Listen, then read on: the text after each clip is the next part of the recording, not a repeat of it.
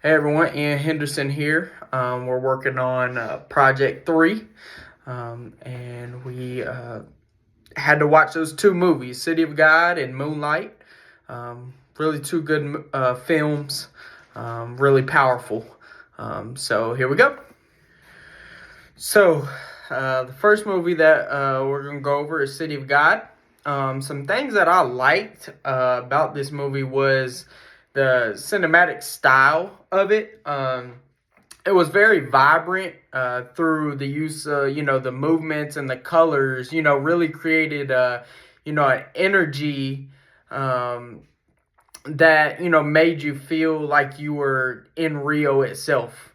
Um, this kind of moves on to kind of the authenticity of the movie itself too. I like that it used unprofessional actors, which these actors were actually from Rio, and that area itself. It really provided that depth that was needed, for the all the different experiences that were shown.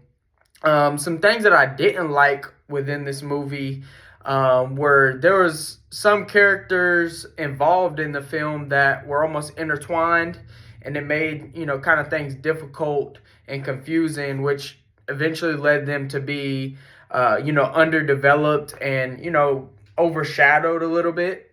So those are some things that I liked and I didn't like. Moving on to the historical significance, it was due to the raw and powerful life that was portrayed within the Brazilian culture.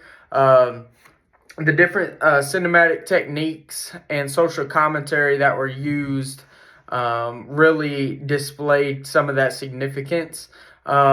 This film was actually a big turning point in Brazilian culture, kind of bringing that international, global recognition to the film industry.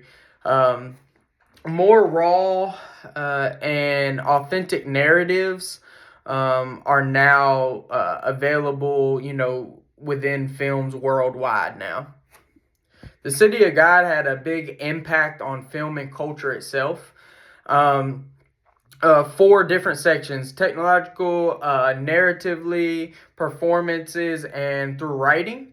Technological, the cameras that were used, the different vibrant colors really influenced, many new techniques in all types of cinema.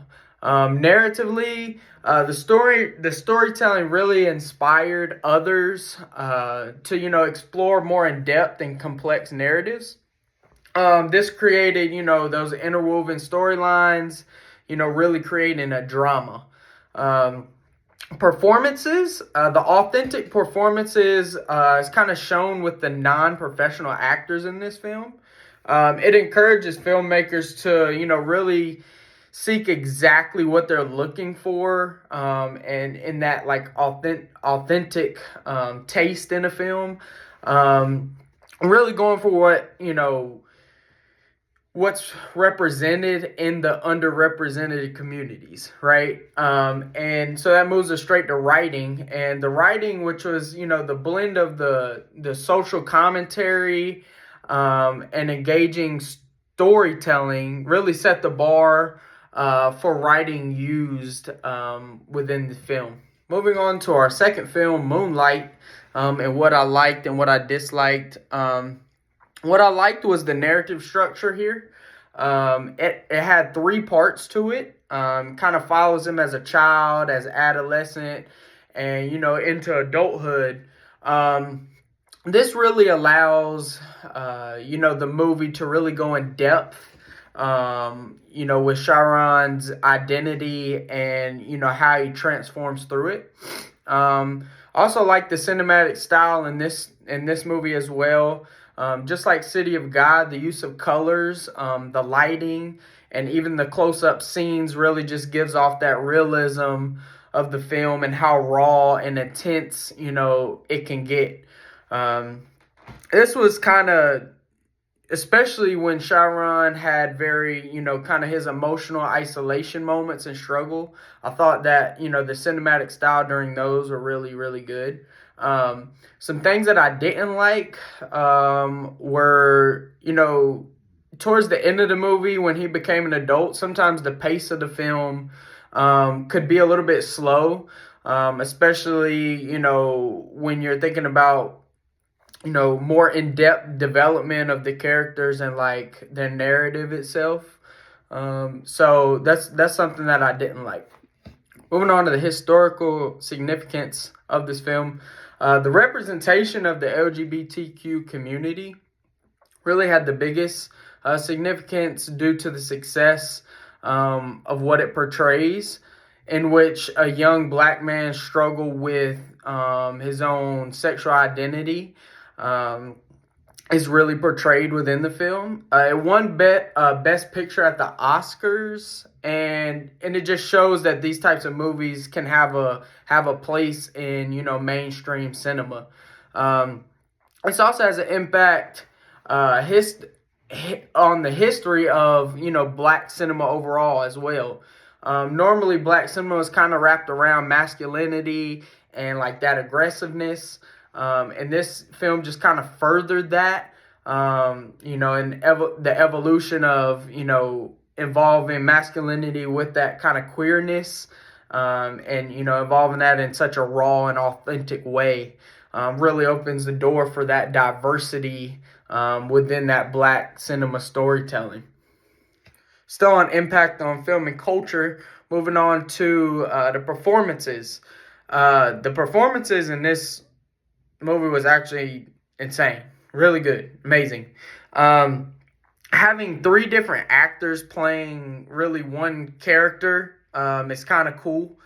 You don't see that all the time, right? But they did a really good job with this. All three actors did, and it really showed that emotional continuity kind of between each of them, almost like nothing ever fell off. And it made it really feel real. One of these actors actually won an Oscar for Best Supporting Actor, and he was Muslim. And this was a very good representation in Hollywood, and really that representation is very, very huge for this. Moving on to writing. The script to Moonlight was pretty much nearly perfect. It displays that screenwriting can be just about what is not said rather than just what is. And its heavy focus on that emotional, authenticity and thematic exploration really just influenced its other filmmakers to embrace, that kind of minimal writing, but still make, emotional and, powerful films. So closing up the project here, I thought it was a really good project. Two really good movies to really, kind of dissect and, kind of see how it relates to, our class. I thought both of them were really powerful and really raw and authentic. So two really good ones. Learned a lot from it.